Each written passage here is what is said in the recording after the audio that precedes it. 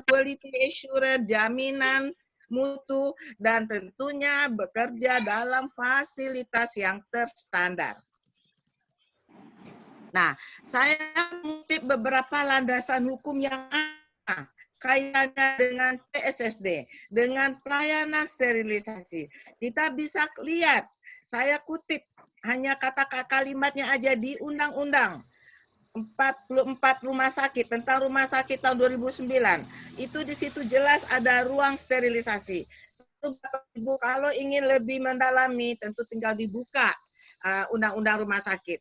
Nah, kemudian ada pedoman CSSD tahun 2009, hampir sama terbitnya dengan undang-undang. Dan ini masih berlaku. Di situ jelas semua tata cara, tata kelola, tata laksana dari bagaimana fungsi CSSD ini itu banyak dibahas di dalam pedoman ini. Insya Allah pedoman yang baru masih dalam proses di Kemenkes. Yang ketiga, saya mengutip itu dari PMK 56 tahun 2014, klasifikasi dan perizinan rumah sakit. Kenapa saya masih ambil 2014? Sebetulnya yang 2020 sudah keluar, saya tetap mengambil yang lama dulu karena tentunya nanti 2020 ada lagi dari Kemenkesnya. Jadi di sini ada sterilisasi tentang instrumen.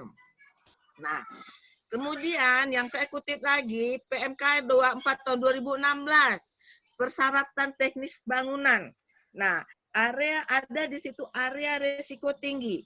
Jelas bangunan CSSD itu harus didesain dalam bentuk dalam standar area risiko tinggi.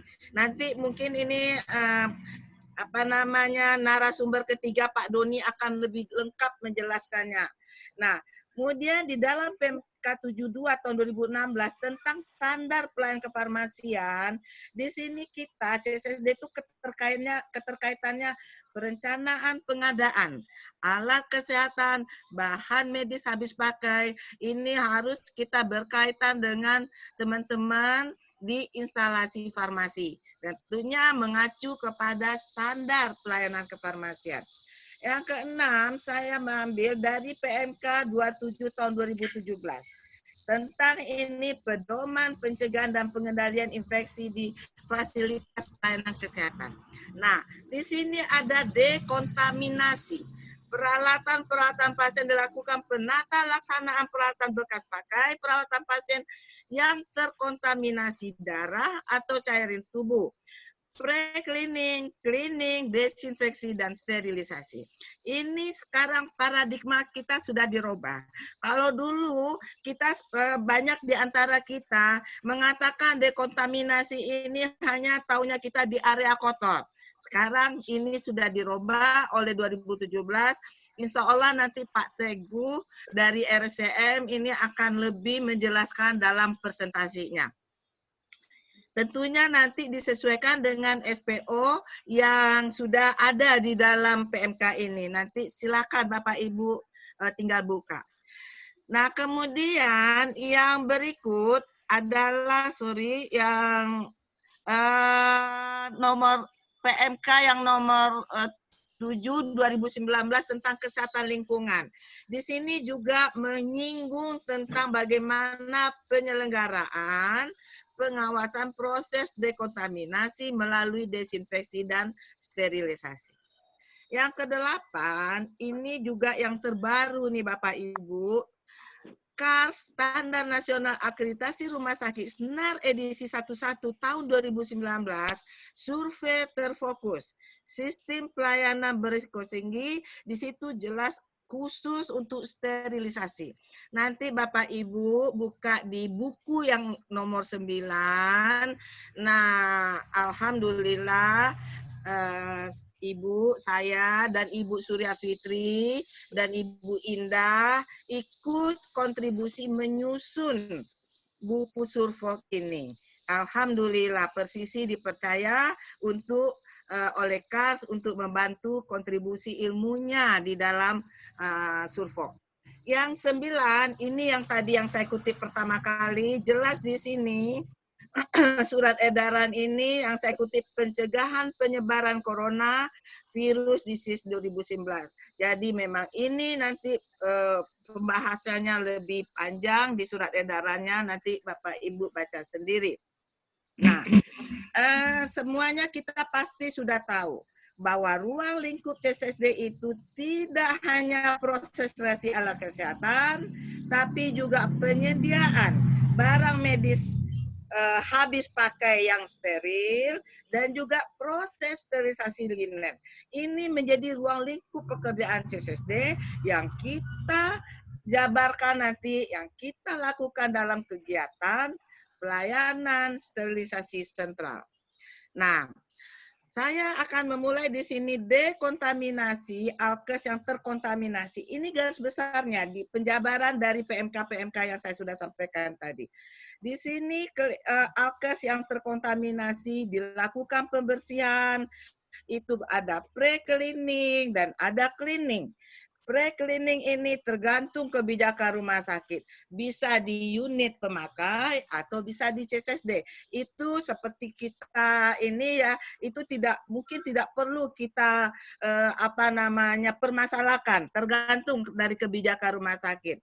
Kalau memang bisa sanggup semuanya di CSD, kenapa tidak? Dan itu pasti lebih baik karena sentralisasi. Nah, setelah itu nanti Pak Teguh akan lebih luas menjelaskan ini, nanti ada alurnya juga. Nanti baru dari pembersihan ini kita pecah dua, mana yang akan dilakukan DTT, mana yang akan dilakukan sterilisasi. Jelas dekontaminasi ini adalah kalau kita mengacu kepada Spalding klasifikasi Spalding, yang kita lakukan di CSSD ini adalah yang kritikal dan semi-kritikal. Nah, kalau yang non-kritikal gimana? Tergantung lagi kebijakan rumah sakitnya. Sebetulnya bukan masuk tupoksi CSSD, tapi bila mana teman-teman di rumah sakitnya meminta kita yang mengerjakan, ya tentu sepanjang tenaganya cukup, ya bagaimana tidak, itu kan juga ada kaitannya dengan tugas. Tapi yang tupoksinya kritikal dengan semi-kritikal. Tapi tidak menutup kemungkinan yang non-kritikal. Karena kondisi pandemi ini, yang non-kritikal juga banyak yang terinfeksi. Dan itu harus dilakukan dekontaminasi. Nah, yang berikutnya ada juga nanti dekontaminasi reuse single use medical device. Ini sudah banyak rumah sakit yang melakukan, tapi perlu ada pertimbangan cost effectiveness. Kalau biayanya mahal untuk kita lakukan proses dekontaminasi, menurut saya yang pernah kita lakukan, saya juga dulunya di RSCM, itu mungkin tidak perlu. Karena biayanya lebih besar, lebih baik beli yang sudah jadi, yang sudah langsung dari vendornya yang sudah steril. Kemudian juga dipertimbangkan klinisnya, pasien safety-nya, keamanan personil, termasuk keamanan kita, etika medical legal, dan teknis. Ya, waktu kita terbatas. Nah, bagaimana dengan dekontaminasi masker N95? Pertimbangannya, wabah COVID-19 mendunia. Masker N95 dalam pandemi. Nah, pertimbangannya ini kalau kita mau melakukan dekontaminasi, bila mana produksinya terbatas, kebutuhan meningkat, persediaan menipis, harga mahal, dan harus hemat rasional, ini nanti dicuci, dan pasien safety-nya jangan dilupakan. Semua ini harus dipertimbangkan. Dan tentunya harusnya ada kebijakan dari rumah sakitnya. Jangan teman-teman CSSD aja yang memang langsung action. Harus ada kesepakatan dulu di rumah sakitnya. Karena kita hanya untuk melakukan fungsi kita. Nah, di dalam kita melakukan semua kegiatan yang diuraikan tadi, ruang lingkup CSSD, perlu adanya dokumentasi. Kalau tadi yang saya sampaikan tadi landasan hukum, itu yang di luar rumah sakit. Nah, di dalam rumah sakit, kita harus punya bentuk regulasi. Ada kebijakan, ada pedoman, panduan, SPO, dan seterusnya. Dan yang tidak kalah penting, kita melakukan bukti-bukti pelaksanaan kegiatan. Buku catatan, formulir, print out data, dan foto, dan lain-lainnya. Semua kita dokumentasikan dengan baik. Nah, Bapak Ibu yang terhormat, para peserta webinar, saya tidak akan memperpanjang untuk keynote ini, toh nanti juga akan dibahas oleh para narasumber kita. Insya Allah narasumber kita akan menjelaskan lebih rinci. Jadi harapan kami dari tim webinar ini, dekontaminasi proses alat kesehatan yang terkontaminasi, quality assurance dan fasilitas sterilisasi. Semoga bermanfaat untuk kita semuanya, untuk teman-teman sejawat kesehatan juga di rumah sakit. Terima kasih. Wassalamualaikum warahmatullahi wabarakatuh. Waalaikumsalam warahmatullahi wabarakatuh.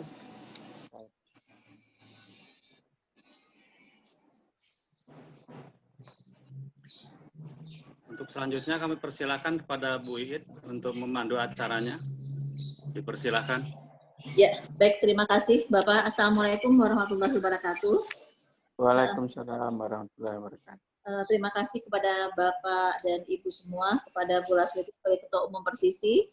Pada siang ini kita akan masuk pada posisinya webinar kontribusi CSSD dalam pandemi COVID-19.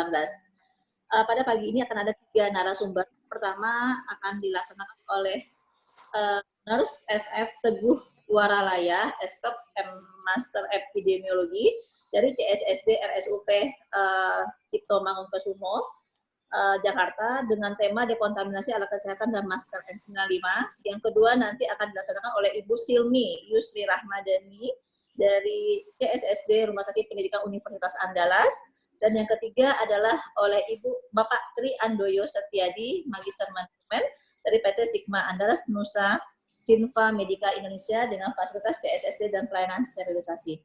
Baiklah, untuk termin yang pertama ini 15 menit ke depan akan dipaparkan tentang dekontaminasi alat kesehatan dan masker N95 oleh Bapak Waralaya SKEP MEPID dari CSSD Rumah Sakit Cipto Mangunkusumo Jakarta. Silakan Pak Teguh, silakan untuk masuk. Terima kasih Bu. Ini dimatikan dulu kali Bu. Dikeluarkan dulu Bu Lasweti materinya. Saya nggak bisa masuk Bu. Ya, sebentar. Ya, sebentar ya. Dah, Teguh, silakan. Ya, Teguh.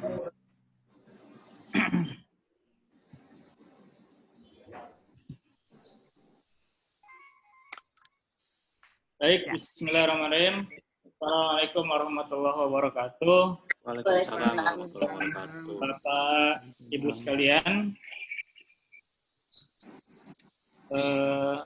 izin sudah tampil belum ya? Oke. Ya Bu ya? Udah tampil. Udah ada tampil. Baik, Bapak Ibu sekalian, alhamdulillah hari ini kita akan coba membahas tentang bagaimana dekontaminasi alat kesehatan dan masker N95 di tempat Bapak Ibu sekalian. Baik, sebelum kita lanjut ke yang lainnya, saya akan mencoba menjelaskan, nggak menjelaskan lah ya, ini pengertian.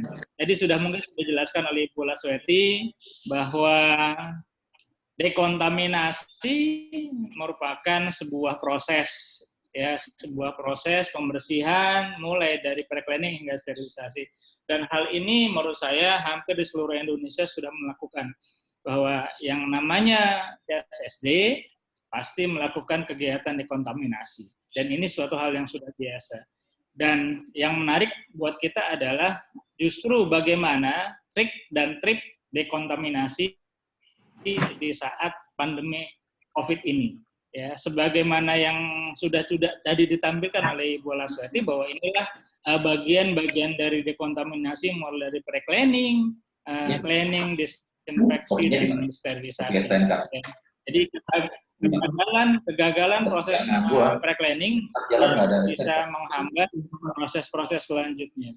Bapak Ibu sekalian, kita terus terang masih mengacu kepada kriteria Spalding yang sampai saat ini. Cuman saya ingin mengatakan bahwa kriteria Spalding yang sekarang ini berdasarkan JCI yang terbaru 2019, bahwa kriteria Spalding di semi-kritikal ini termasuk di slide saya dikatakan bahwa endoskopi, ETT itu masuk ke dalam kriteria Spalding semi-kritikal. Tapi untuk yang terbaru bahwa seluruh alat-alat endoskopi, seluruh alat-alat ETT yang berkaitan dengan mukosa mulut, dia masuk ke dalam kategori kritikal. Sehingga untuk saat ini ETT endoskopi yang berkaitan dengan mukosa mulut harus dilakukan sterilisasi. Jadi dia masuk ke dalam kategori kritikal. Ini tambahannya. Jadi mungkin agak berbeda dengan yang sebelum-sebelumnya.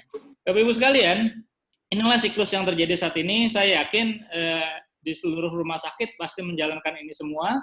Bagaimana mulai dari pembersihan hingga sterilisasi atau pembersihan hingga DTT dan sebagainya. Dan ini prosedur-prosedur yang ada, ya prosedur yang ada, ya kita bisa lewatin saja.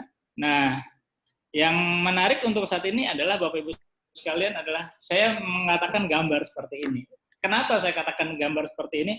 Semua orang pusing, semua orang bingung bagaimana menghadapi pandemi untuk melakukan sterilisasi atau dekontaminasi alat-alat CSSD, ya, alat-alat instrumentasi, ya.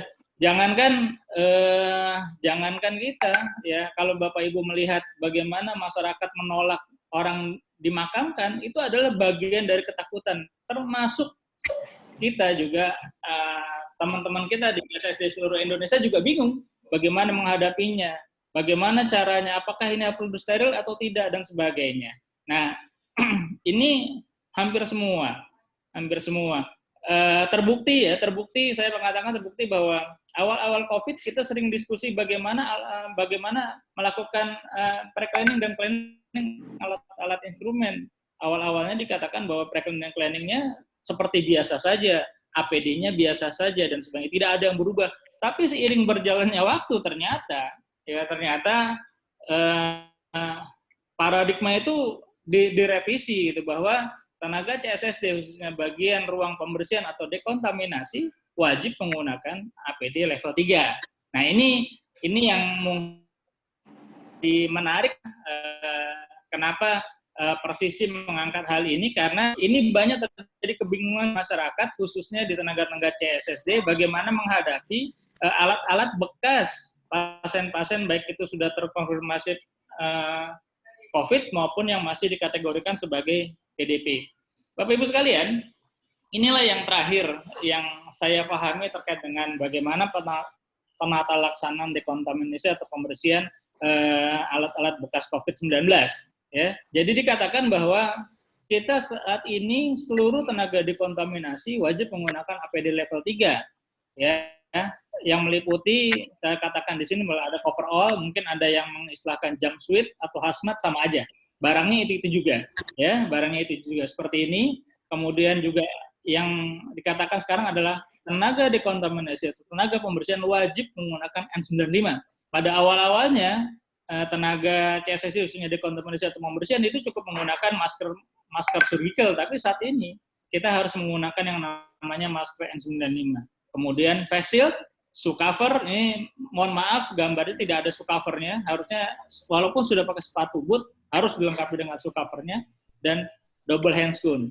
Nah, ini suatu hal yang mungkin bisa Bapak Ibu sekalian menjadi tambahan peraturan, menjadi tambahan kebijakan di rumah sakit Bapak Ibu sekalian, bahwa tenaga CSSD khusus yang berkaitan dengan pre-cleaning dan cleaning atau dekontaminasi alat-alat bekas COVID ataupun yang diduga COVID atau PDP wajib menggunakan APD level 3. Bapak Ibu sekalian, sekarang kita melihat tentang N95. Kenapa sih perlu dirilis? Tadi mungkin Ibu Laswa itu sudah banyak membahas. Ya, ini saya katakan bahwa peningkatan kasus COVID dan sebagainya, kesediaan N95 tidak cukup dan sebagainya, itu tadi sudah cukup banyak dibahas.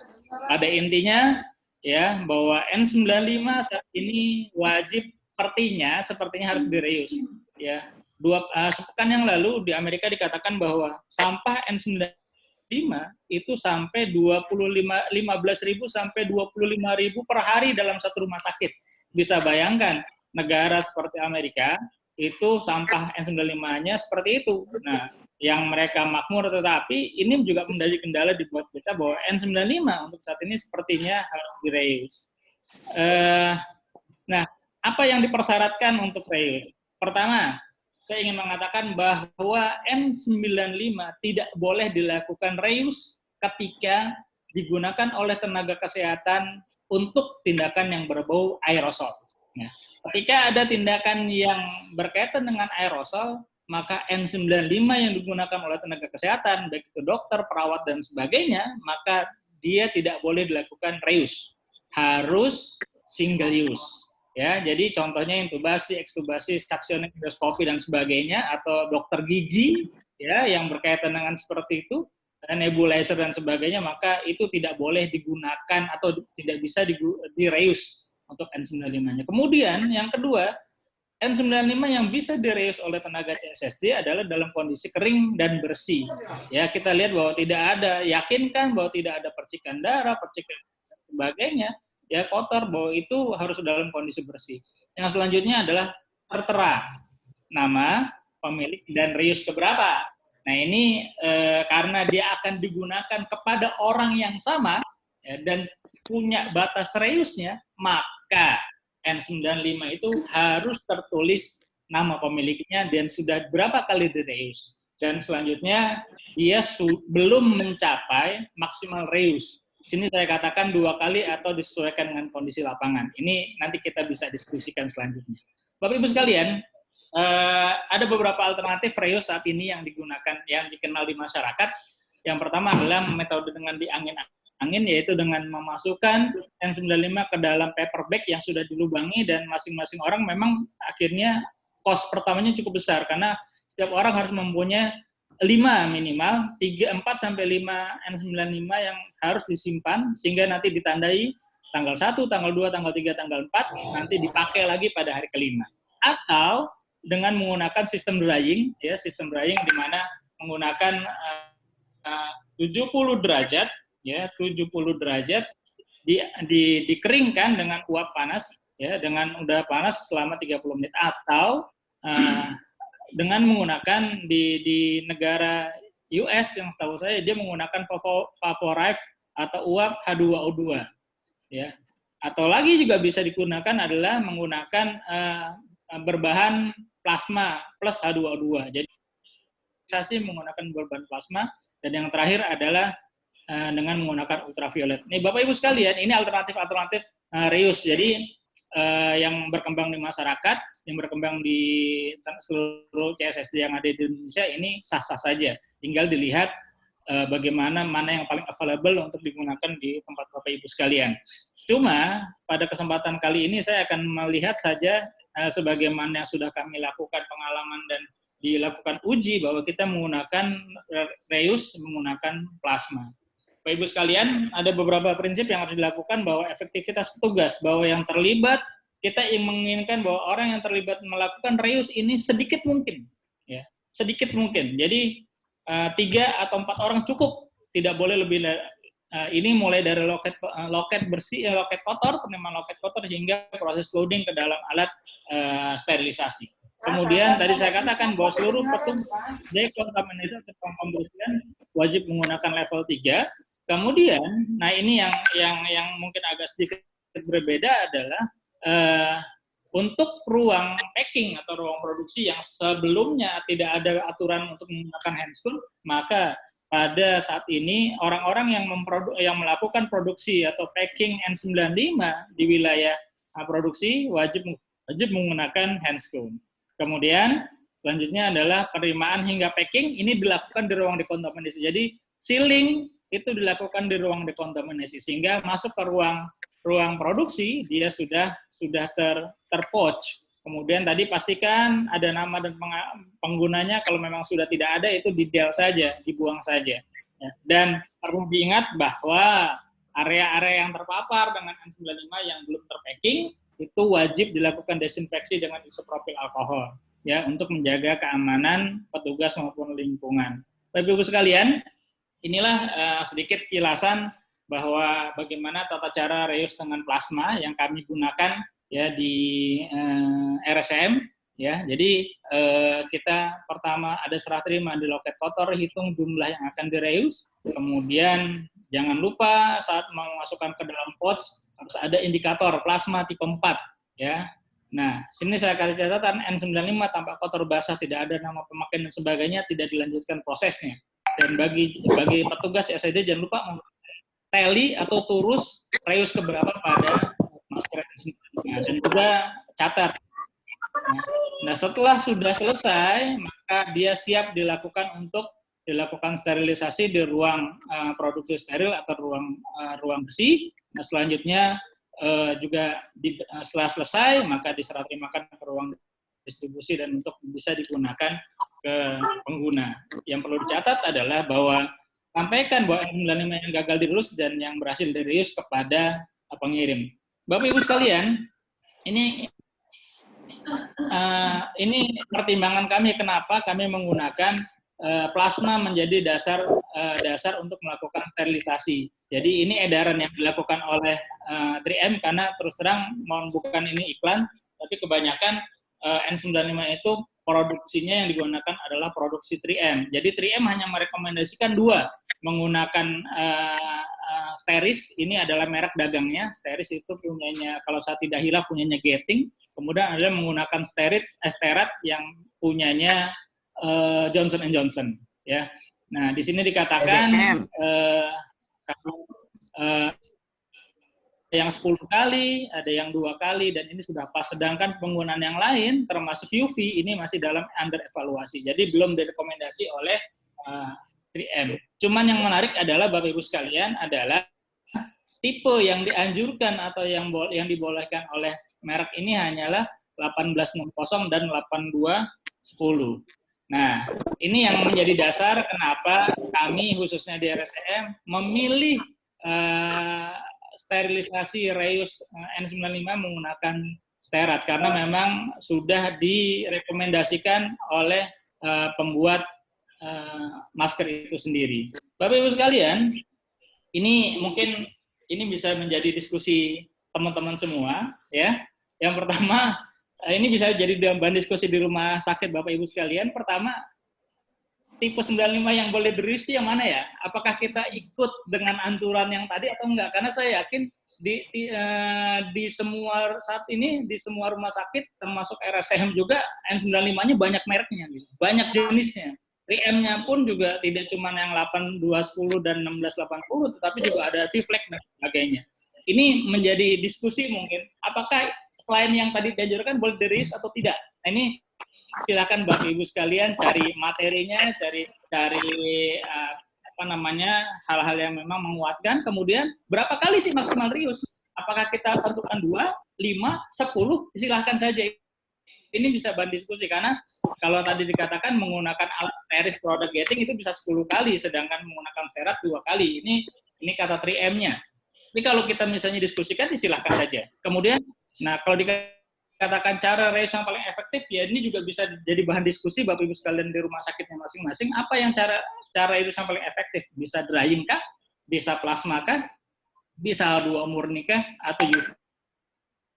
Ini silahkan saja. Tapi ini kami merekomendasikan untuk saat ini adalah menggunakan plasma yang sudah terbukti oleh pabrikannya. Bapak Ibu sekalian, penutup untuk melihat yang tadi, proses-proses tadi, silakan Bapak Ibu sekalian bisa menyaksikan proses yang sudah kami buat dalam YouTube.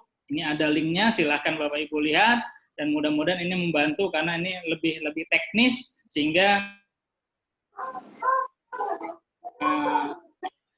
dekontaminasi dan reuse khususnya N95. Baik, itu saja saya sampaikan.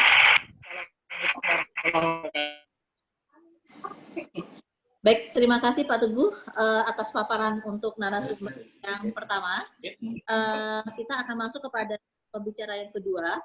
Mohon bantuan kepada Bapak dan Ibu peserta webinar. Semua posisi speaker mohon di-unmute untuk menjadikan fokus pembicaraan kita pada pagi hari ini. Mohon di-unmute. Baiklah, untuk yang kedua, kita akan masuk pada pembicara Ibu Silmi Yusri Rahmadani, MSI, dari CSSD Rumah Sakit Pendidikan Universitas Andalas, dengan tema Quality Assurance Pelayanan Sterilisasi. Pada Ibu Silmi, kami silakan 15 menit ke depan. Untuk Pak Teguh mohon ditarik. Oke. Ya, terima kasih Pak Teguh. Bu Oke. Sirmi masuk. Baik. Mohon izin, apa udah aktif ininya? Ya, silakan.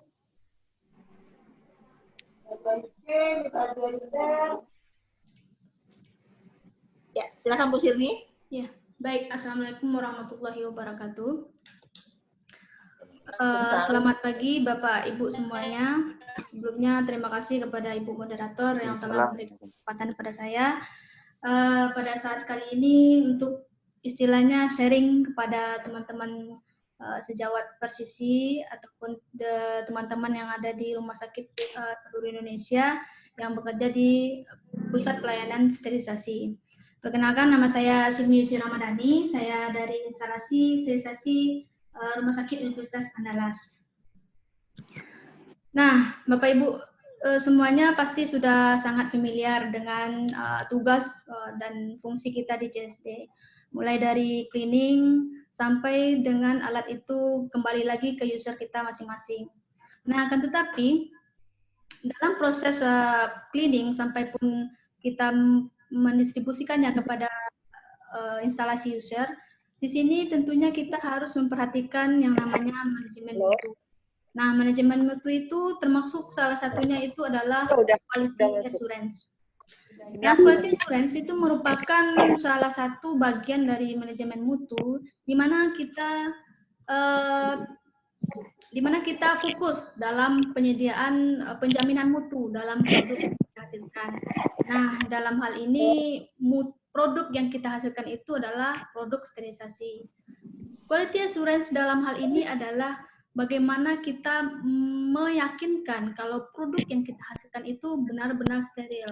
Nah, bagaimana kita menentukannya itu, bagaimana kita membuktikannya itu, tentunya kita ada beberapa kriteria yang harus kita buktikan dengan adanya misalnya record keeping dan sebagainya yang ada.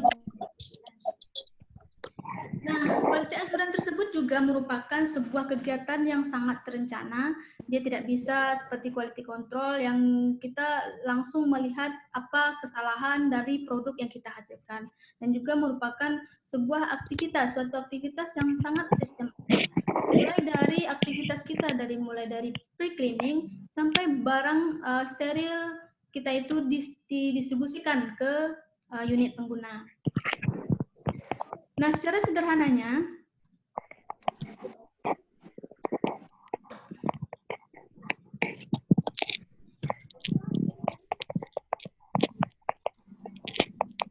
maaf agak nge-lag itu. Bu Fitri udah pisah nggak ininya? Pindah nggak slide-nya? Belum, masih assurance.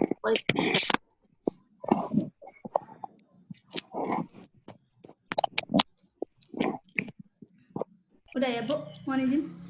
Udah masuk quality assurance. Oke. Nah, secara sederhananya quality assurance itu merupakan suatu kegiatan dengan pendekatan yang berbasis proses. Pastinya ya, Bu. Karena Bapak Ibu, karena aktivitas dalam sterilisasi kita itu mulai dari pencuciannya, sterilisasi sampainya produk kita itu ke tempat pengguna, itu kita melakukan suatu quality assurance yang tujuan utamanya adalah untuk menghasilkan produk steril yang mutunya sesuai dengan standar baku mutu yang dibutuhkan, yang dipersyaratkan dalam pelayanan sterilisasi. Mulai dari penerimaannya sampai pendistribusiannya untuk ke pelanggan kita, tentunya pelanggan kita pasien.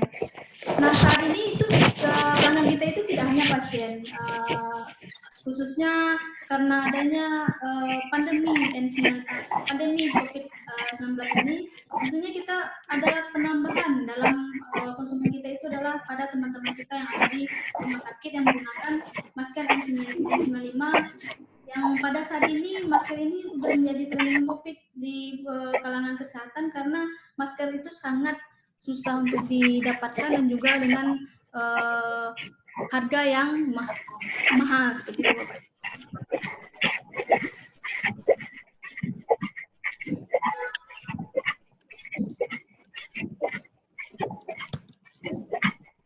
Nah, dalam pelayanannya itu sendiri, mungkin Bapak Ibu di lapangan itu ada suatu keraguan mengenai tentang quality assurance dan juga quality control.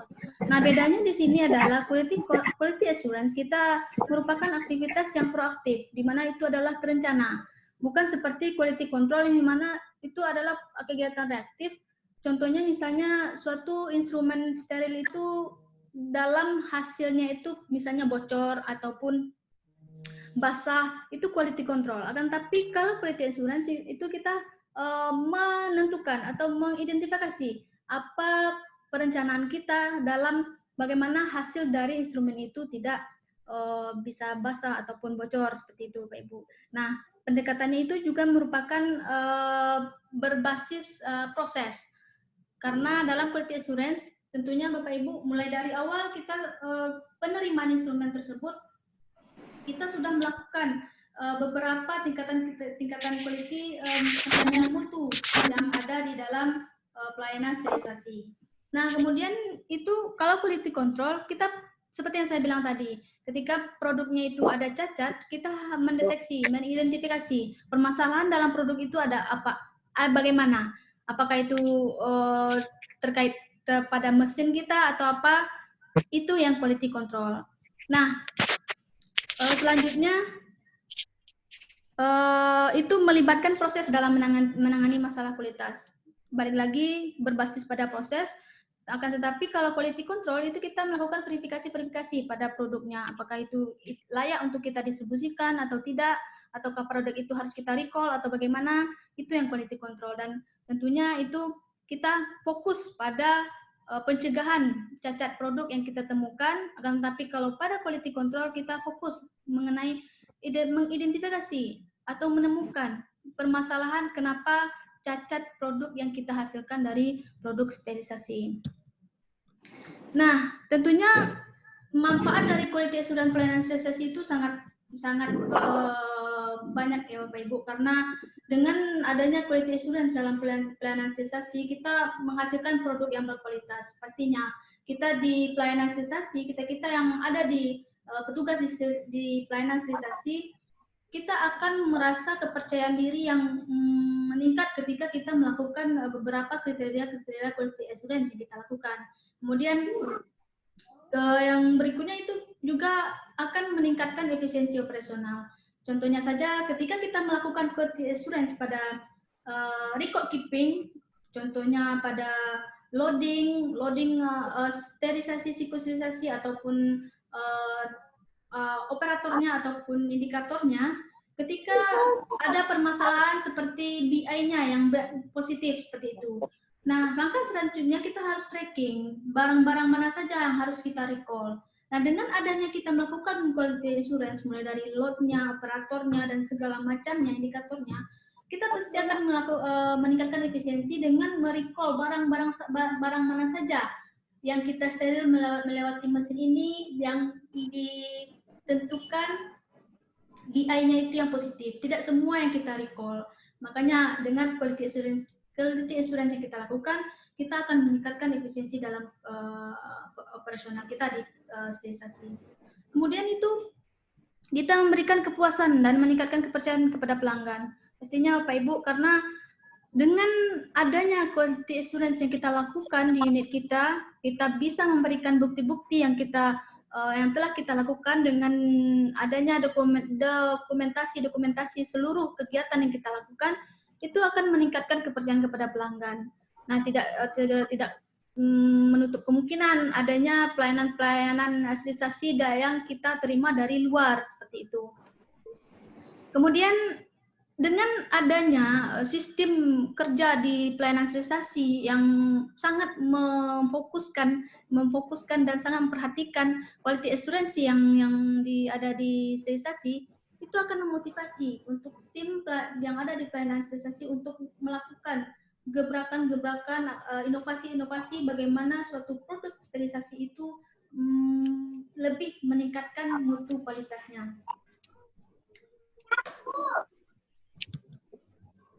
Nah, kita masuk ke quality assurance pada pelayanan CSD. Nah, apa saja? Nah, salah satunya itu adalah mechanical atau electronic control, di mana menurut, mohon maaf, bentar ya Pak Ibu. Menurut AMI, itu setiap siklus yang kita lakukan pada mesin sterilisasi kita itu kita harus memonitoringnya atau mendekontaminasinya dengan mendokumentasikannya dalam bentuk printout-nya. Mungkin Bapak Ibu di rumah sakitnya sudah ada bentuk printout yang sudah ada dalam mesin sterilisasinya, dan kita juga harus mendokumentasinya di dalam bentuk kualitas kontrol seperti gambar yang di sebelah ini. Nah, ini merupakan salah satu quality assurance yang kita bisa berikan, yang bisa kita buktikan kepada pelanggan kita bahwa semua produk yang kita hasilkan itu telah melewati proses mechanical electronic control. Salah satunya itu adalah hasil printout dari mesin sterilisasi. Kemudian yang berikutnya yaitu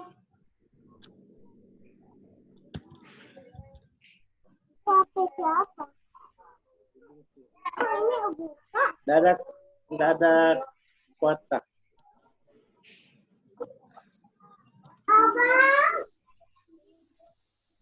yang berikutnya itu adalah chemical indicator atau integrator. Nah, mungkin Bapak Ibu semua pastinya di CSSD sudah tahu apa saja chemical indicator yang ada kita gunakan pada pelayanan sterilisasi, pada produk sterilisasi kita. Nah, ini tentunya juga terkait pada kebijakan dari rumah sakit itu sendiri. Kita memakai indikator kimia yang kelas berapa. Nah, tentunya juga dalam prosesnya itu ada indikator-indikator yang wajib kita gunakan, seperti indikator Boidic yang pada prosesnya itu ada satu indikator yang wajib harus kita lewati dalam proses sterilisasi. Nah, kemudian BI test pack, mungkin Bapak Ibu juga udah mengetahui bahwa BI test pack ini juga salah satu quality assurance yang kita pastikan bahwa apabila BI test pack kita itu telah negatif, itu kualitas mesin kita, proses sterilisasi kita bisa kita jamin mutunya. Nah, apabila terjadi PI positif misalnya, seperti yang saya bilang tadi, itu yang salah satu keuntungan kita ketika kita melakukan quality assurance yang terstruktur dan tersistematis, itu kita akan dapat melakukan efisiensi dalam pelayanan sterilisasi kita. Jika positif BI, kemudian kita akan melakukan recall dan juga menentukan apa yang salah dengan mesin kita tersebut. Kemudian dalam selanjutnya itu adalah sterilizer maintenance, di mana dalam maintenance mesin kita juga harus melaksanakan maintenance yang rutin dan juga kalibrasi. Kalibrasi ini juga pasti tentunya itu sangat penting Bapak Ibu, karena seiring dengan waktu kita sudah memakai mesin sterilisasi, artinya ada suatu kesalahan-kesalahan atau ketidaksesuaian nilai, misalnya nilai suhu, exposure time yang dari sanonya masih pembicaranya. Iya. Bukan pembicaranya. Nah, minta buka. Maaf Bapak Ibu, yang video dan ininya suaranya tolong di-mute gitu. Ya, waktu 2 menit lagi Mbak Silmi. Oke. Kemudian record keeping yang kita lakukan, di mana seperti yang saya bilang tadi, kita harus mencatat semua tanggalnya dan juga mesin yang kita pakai dan juga number dari loading numbernya, terus bagaimana exposure time dan juga siapa operatornya, chemical indicator dan juga biological indicator. Nah, ini salah satu bentuk-bentuk dari keeping yang kita lakukan, di mana ini BI, Boidic, BI, dan segala macamnya kita lakukan dalam bentuk monitoring proses sterilisasi. Nah, bagaimana peranan kita dalam COVID-19 ini? Kita tahu bahwa masker N95 seperti yang dibilang oleh Bapak Teguh tadi, itu dibutuhkan untuk perlakuan RIUS karena dia telah masuk kepada kriteria RIUS, di mana salah satunya yaitu mahal dan juga susah ditemukan.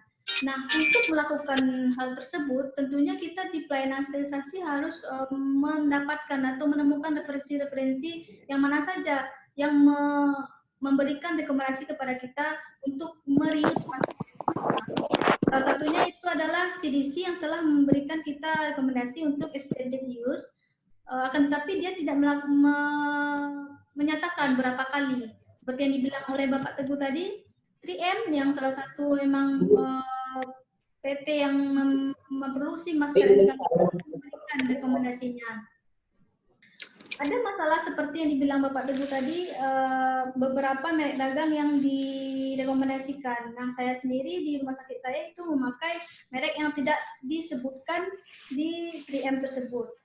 Nah, untuk selanjutnya mungkin kita bisa menghubungi pihak dari merek dagang yang kita gunakan dan juga pastinya telah memberikan rekomendasi-rekomendasi yang cocok untuk bagaimana kita menentukan berapa kali reuse dari masker N95 itu, karena berapa kali reuse dari masker N95 itu merupakan salah satu bentuk quality assurance yang kita gunakan dalam produk reuse masker N95 ini. Kemudian ada beberapa referensi juga dari Dakota North, itu bagaimana kita petunjuk dari dekontaminasi dan juga petunjuk reuse dari masker N95. Intinya dalam pelayanan sterilisasi kita harus melakukan gebrakan-gebrakan, banyak mengambil referensi-referensi dari luar untuk kita aplikasikan pada pelayanan sterilisasi di rumah sakit masing-masing, bagaimana yang acceptable di rumah sakit kita, apakah kita bisa memakai plasma ataupun memakai UV seperti yang dibilang Bapak Teguh, itu merupakan salah satu diskusi yang sangat menarik di rumah sakit masing-masing, bagaimana kita harus sesuai dengan rumah sakit, sesuai dengan kemampuan rumah sakit, tidak memaksakan sesuatu, karena pastinya dalam pelayanan kita intinya memenuhi standar pelayanan minimal yang ada di pelayanan sterilisasi. Kemudian menyangkut pada quality assurance yang ada di N95 itu, diantaranya itu adalah pemastian tanda nama seperti yang dibilang oleh Bapak Teguh tadi.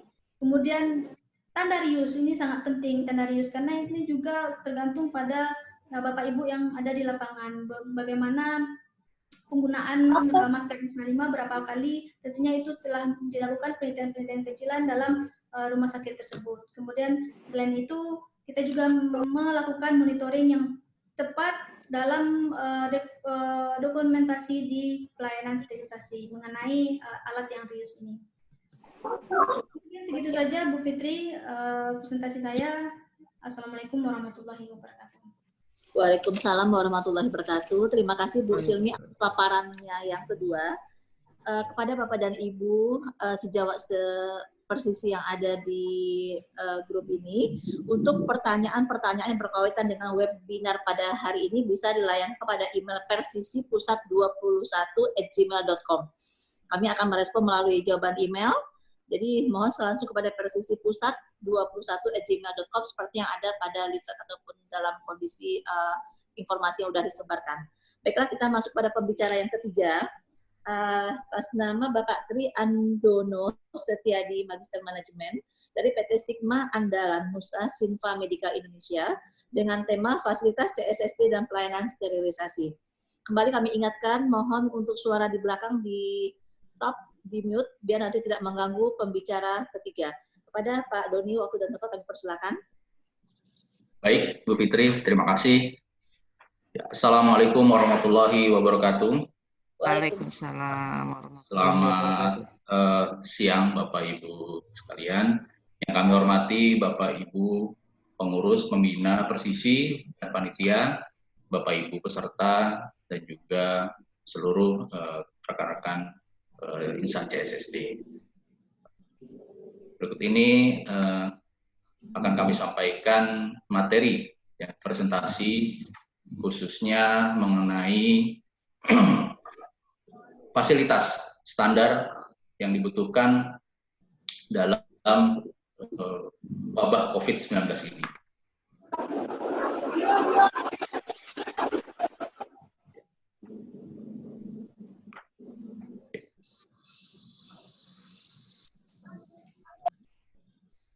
Sudah muncul ya Bapak Ibu? Sudah Pak? Sudah. Ya, baik. Ya, baik. Terima kasih juga dan atas materi yang disampaikan oleh pembicara sebelumnya, yaitu Pak Teguh dan juga Pak A dan Ibu Silmi. Kami di sini akan menambahkan, melengkapi, ya khususnya dari sisi standar fasilitas proses dekontaminasi perangkat peralatan dan artikel reuse ya, bagi pasien yang dicurigai atau terkonfirmasi COVID-19. Baik.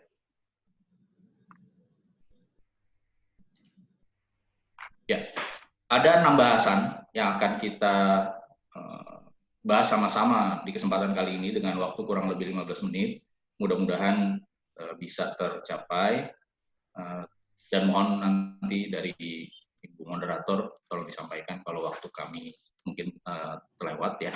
Jadi ada 6 konten. Pertama mengenai peraturan dan standar, 2 prinsip dasar, 3 perlindungan personil, 4 persyaratan reuse, 5 pembersihan dan desinfeksi, 6 adalah lingkungan dan penggunaan peralatan. Baik, kita akan bahas satu persatu. Di sini pertama adalah mengenai standar. Ya. Peraturan dan standar itu sangat penting karena ini yang mendasari kita dalam membuat sebuah standarisasi atau juga panduan-panduan yang akan dijalankan di CSSD kita. Ya. Ini adalah contoh-contoh saja. Saya mungkin tidak akan membahas karena sudah dibahas tadi oleh Pak Teguh dan juga Bu Silmi. Ya, bahwa standarisasi kita yang kita pakai ya seperti yang sudah kita pakai selama ini, yaitu WHO, ya CDC, ya Kemenkes, dan jangan lupa yaitu mengenai medical waste management. Karena seperti tadi disampaikan juga oleh Pak Teguh, sampah N95 juga harus kita perhatikan bagaimana. Walaupun bidang lain ya, mungkin bidang sanitasi yang akan mengatasi hal ini. Nah, ada satu referensi lagi saya ambil yaitu dari Kementerian Kesehatan di China. Kenapa saya ambil juga mengacu kepada pengalaman mereka yang sampai saat ini dinilai cukup sukses menangani wabah COVID-19. Dan setelah kami lihat, memang tidak ada pertentangan, tidak ada perbedaan dalam standar. Mungkin yang agak sedikit berbeda yaitu di China dia sama sekali tidak mengizinkan reuse barang-barang disposable. Itu saja. Selebihnya sama, selebihnya mirip ya, karena memang menggunakan dasar yang sama. Tapi untuk masalah reuse, memang di China sangat ketat untuk tidak lagi menggunakan barang-barang disposable menjadi barang-barang reuse. Kita lewat saja, kemudian masuk ke bahas berikutnya yaitu prinsip dasar. Prinsip dasar ini yang dimaksud adalah hal-hal mendasar yang akan kita jadikan pegangan ketika kita berbicara mengenai pengadaan fasilitas di CSSD khususnya menghadapi wabah COVID-19. Prinsip dasar yang pertama, pasien yang dicurigai atau dikonfirmasi COVID-19 disarankan memang menggunakan instrumen diagnostik, peralatan, atau barang-barang itu dengan klasifikasi sekali pakai, bila mana memungkinkan. Ini prinsip dasar yang memang harus kita pahami. Tentunya kondisional tergantung kepada kondisi di wilayah masing-masing. Tetapi prinsipnya adalah sebaiknya dia memang barang-barang disposable. Yang kedua, untuk penggunaan kembali instrumen medis atau barang-barang reusable, peralatan atau artikel yang digunakan oleh pasien ya dengan dugaan terkonfirmasi COVID-19 itu harus dilaksanakan prosedur pradisinfeksi. Yang ini dilakukan di bangsal isolasi. Kami menyebutnya bangsal demam atau ya bisa dikatakan ini tempat para pasien ya, dan juga bangsal darurat di lokasi.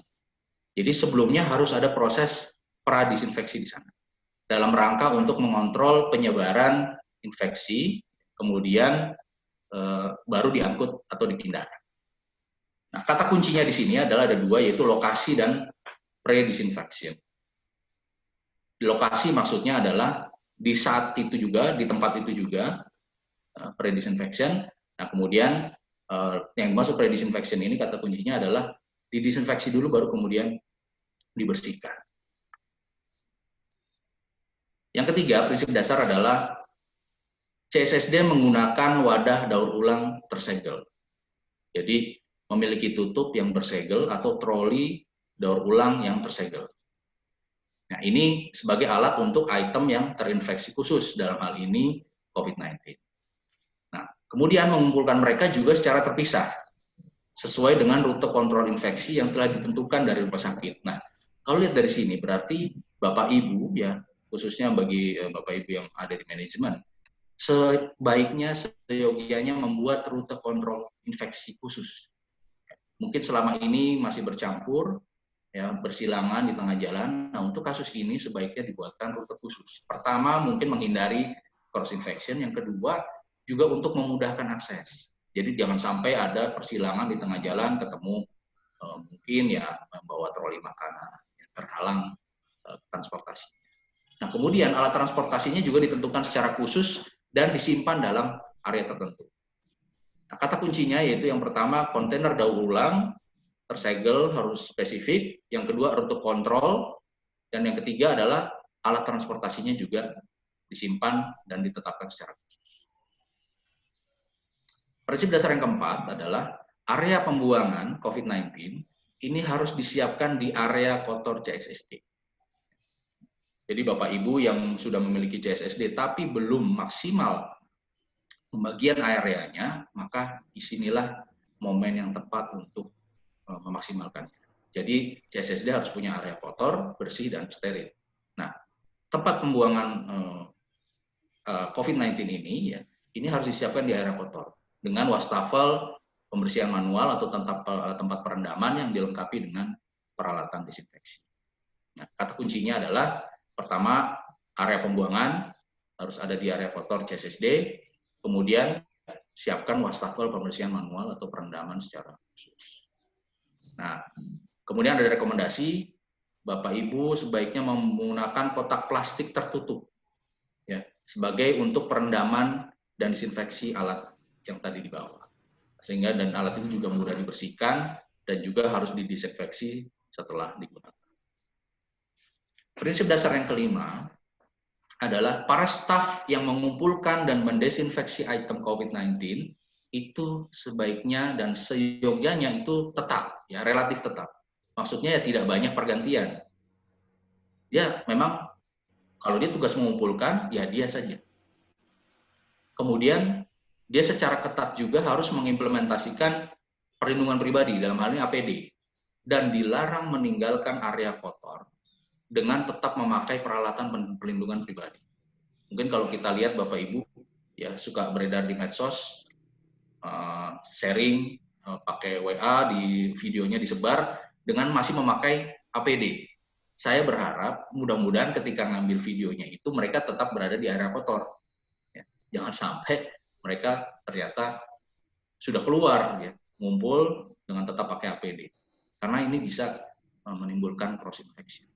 Nah, kata kuncinya adalah para staf yang relatif tetap, ya, dia sudah terbiasa dengan proses. Kemudian yang kedua, APD harus diperhatikan baik. Nah, kata kunci ketiga adalah personel yang memakai peralatan APD tidak boleh meninggalkan area kotor. Prinsip dasar ke-6, jika Bapak Ibu di CSSD-nya sudah menggunakan konsep laminar airflow, ya, atau sistem udara segar yang independen, ya, khususnya di area kotor, maka Bapak Ibu harus pastikan unit tersebut beroperasi dengan normal. Tapi, nah ini ada tapinya, matikan perputaran udara baliknya. Kemudian desinfeksi filter ventilasi udara tersebut setiap hari.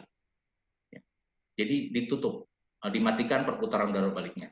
Nah, yang kedua, jika Bapak Ibu tidak punya sistem laminar airflow ini, tidak ada suplai udara secara mekanis dengan mesin tadi, maka Bapak Ibu buka jendela untuk ventilasi. Ya. Kalau nggak ada jendela juga, ya berarti Bapak Ibu ada namanya air disinfector. Dia untuk mendesinfeksi udara, ya, minimal 2 kali sehari. Nah, ini kata kuncinya ya. Jadi Bapak Ibu kalau punya sistem sirkulasi udara dengan mesin ya HEPA, pertahankan dan pastikan berjalan. Matikan udara balik dan desinfeksi filter udaranya setiap hari. Dan bagi yang tidak punya, berarti Bapak Ibu buka jendela atau gunakan air disinfektor untuk mendesinfeksi udara setidaknya 2 kali sehari. Yang ketujuh, pembuangan limbah medis harus mengikuti persyaratan dari peraturan untuk pengelolaan limbah medis dan tindakan untuk pengelolaan limbah medis di lembaga medis tersebut. Jadi Bapak Ibu. Waktu 5 menit lagi ya Pak. Baik. Ya, kita lanjut saja. Nah ini perlindungan personil, bagian 3. Staf pengambilan harus melakukan prosedur perlindungan isolasi. Pakai topi medis sekali pakai, masker bedah sekali pakai, masker pelindung medis, pelindung mata, ya, pakai isolasi, sepatu kerja, dan punya sarung tangan latex. Nah ini Bapak Ibu lihat sebelah kiri dan kanan, ini perbedaannya ketika kondisi normal, hanya topi medis, masker biasanya hanya ini. Nah pada kasus COVID ini, Bapak Ibu tambahkan, ini ada beberapa item. Ada pakaian isolasi, anti penetrasi, yang tadi sudah mungkin disampaikan oleh Pak Teguh juga. Kemudian begitu juga untuk staf yang ada di area kotor, menggunakan perlengkapan-perlengkapan tadi. Nah ini seperti ini ya. Shoe cover, yang jadi sudah pakai boot, juga harus pakai pelindung sepatu. Ya, selama kegiatan, jangan lupa kebersihan tangan, disinfeksi juga harus dilakukan secara ketat. Bukan hanya kita mengimbau kepada pasien atau kepada masyarakat, tetapi tenaga medis juga harus mematuhinya. Ini persyaratan penggunaan ulang, mungkin tadi saya hanya sekilas saja, ini sudah dibahas juga. Ya. Jadi perangkat medis serius setelah digunakan harus pradesinfeksi di lokasi, kemudian direndam disinfektan selama 30 menit, dan untuk alat yang sudah terkontaminasi tingkatnya lebih tinggi, maka konsentrasi larutannya dinaikkan hingga 2 kali, sama juga 30 menit. Nah, bagi alat yang tidak tahan kelembapan, maka proses disinfeksinya bisa dengan disemprot saja. Selama 30 menit juga. Nah, ini dia artikel yang sudah pernah disinfeksi, dimasukkan ke kantong tadi, ya sampaikan Pak Teguh juga. Nah, tapi jangan lupa sebisa mungkin cari kantong yang punya perekat, dan lalu nanti diberikan tulisan COVID-19 di bagian atas maupun manapun. Yang penting ada tulisannya. Bagi staf pengumpulan pengambilan khusus ya, ini tolong jadi catatan untuk serah terima. Jadi bagi insan CSSD yang mengambil ya, jadi tidak setoran dari ruangan, tapi kita ambil, itu tolong ambilnya di luar daerah terisolasi. Jadi jangan masuk ke dalam area isolasi, tapi cari tempat khusus di luar. Nah, jadi serah terimanya di sana. Nah, setelah serah terima, keluar lepas sarung tangan bagian luar, kemudian pakai sarung tangan yang bagian dalam untuk terus masuk ke CSSD. Ya, sampai di area kotor, semprot disinfeksi permukaan wadah. Juga sudah tadi disampaikan. Nah, ini adalah flow-nya. Ya, Bapak Ibu nanti bisa lihat juga flow-nya. Oke, masuk pembersihan disinfeksi. Saya juga sekilas saja. Setelah dibuka, ya, kemudian dimasukkan.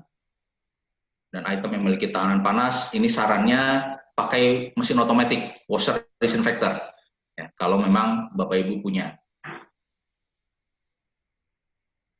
Oh, kemudian maaf, catatan untuk yang Bapak Ibu sudah punya mesin washer, tolong ditambahkan waktu waktu disinfeksinya dan juga suhunya ditinggikan. Kemudian bagian ke-6 yang terakhir, perlakuan terhadap lingkungan dan alat. Permukaan meja kerja juga harus disapu, disinfeksi menggunakan larutan disinfektan, ya. Kemudian diamkan selama 30 menit, baru kemudian dibersihkan dengan air bersih, baik yang korosif maupun non korosif. Dan desinfeksi terakhir harus dilakukan juga. Jadi final, setelah pekerjaan selesai tetap harus disinfeksi, jangan lupa. Wadah atau troli bersegel juga, ya, ini dapat disapu dan desinfeksi dengan larutan disinfektan, kemudian diseka, atau kalau Bapak Ibu sudah punya yang namanya card washer atau alat cuci troli, ini juga bisa menggunakan alat tersebut. Wastafel juga harus dibersihkan dengan larutan disinfektan selama 30 menit. Nah, ini dia agen pembersih yang sudah dipakai diganti ya, disimpan kemudian dipakai lagi ya, jangan Bapak Ibu, tapi harus diganti.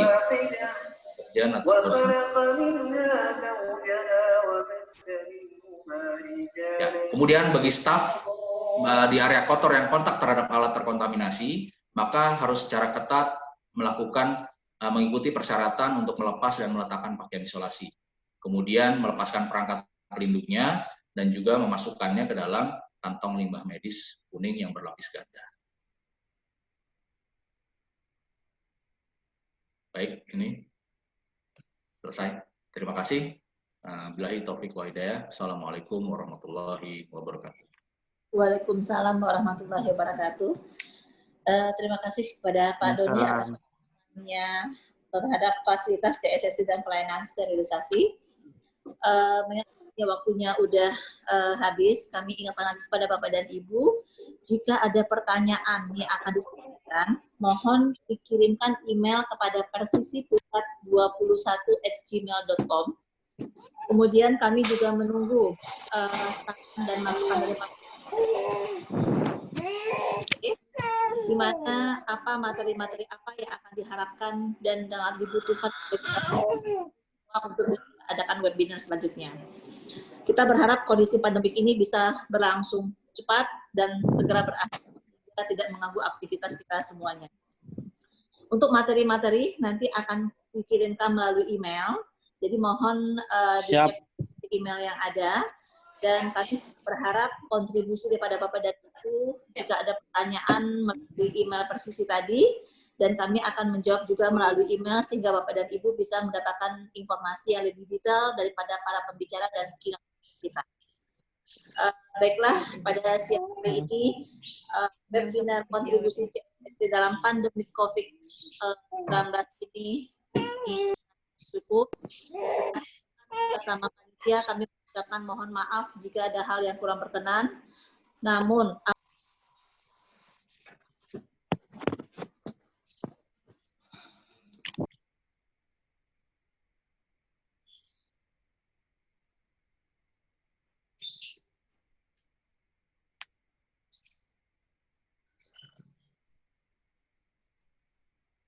Bapak dan Ibu dalam penanganan yang ada di lapangan saat ini dan bisa membantu untuk pemahaman lebih lanjut bahwanya CSSD itu sangat penting di rumah sakit, dan melalui Persisi kita memberikan kontribusi kepada teman-teman semua ilmu-ilmu apa yang update.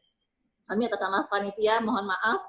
Terima kasih kepada host, kepada Bu Lasweti selaku Ketua Umum Persisi, keynote speaker, kepada Pak Teguh, Bu Silmi, Pak Doni atas supportnya untuk pembicara pada hari ini.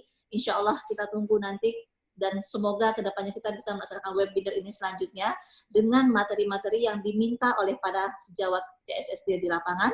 Kami tunggu email daripada Bapak dan Ibu untuk pertanyaan dan kontribusi masukan dari kami. Atas nama panitia kami ucapkan terima kasih. Mohon maaf atas segala kekurangan. Kita ucapkan hamdalah. Alhamdulillahirabbil alamin. Wassalamualaikum warahmatullahi wabarakatuh. Waalaikumsalam warahmatullahi wabarakatuh. Materinya jangan lupa dikirim ya Bu ke emailnya ya. Ya, terima kasih Bapak.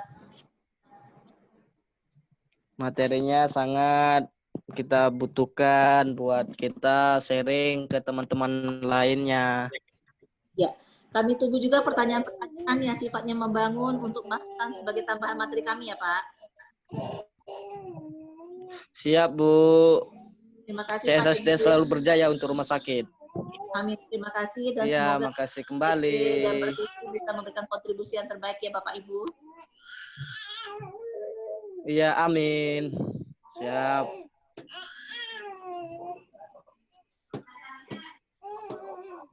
Tes itu Belum masih sharing. Apa gambar?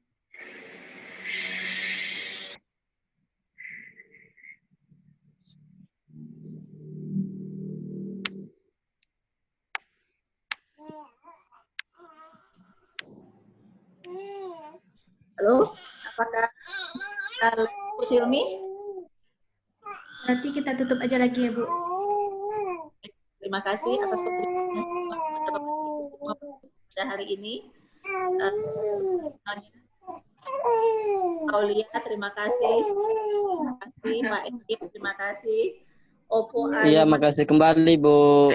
Terima kasih Pak Amiruddin, Pak Abdurroni, Pak Abdul Sahriyandi, Pak Rahmat, Ibu Desi, Rumah Sakit Alda Malik, kemudian terima kasih juga Pak Kamto, Ibu Indah, terima kasih Bu Indah, Rumah Sakit Siloam Lubuk Linggau, Sinta Handayani, Salim Marlia Papeti, Ibu Uri, Ibu Yunita Yurianti, Bu Yuri, Eko, Pak Dayat, Pak Bu Nova Indah Sari, Video kan nih. Pak Reza, IPCN Hermina Depok, kemudian Bu Ike, dan Ibu Yulia M. Nur. Terima kasih semuanya, sampai ketemu lagi. Wassalamualaikum warahmatullahi wabarakatuh. Waalaikumsalam warahmatullahi wabarakatuh.